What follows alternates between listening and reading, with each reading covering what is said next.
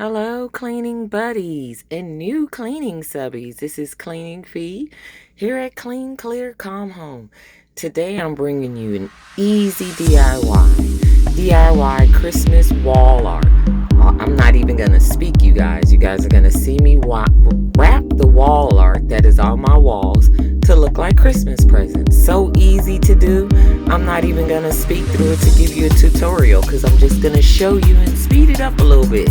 But anybody can do this. Wrap any photo art you have on any photo frames or wall art on your wall.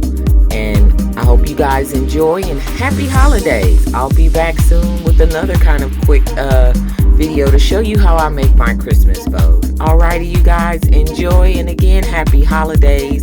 And welcome new subbies, and again, remember to hit that notification bell to know when I upload new videos. And please hit that like so we can get it up. Get my likes up, you guys. Alrighty, enjoy. Again, happy holidays. Bye.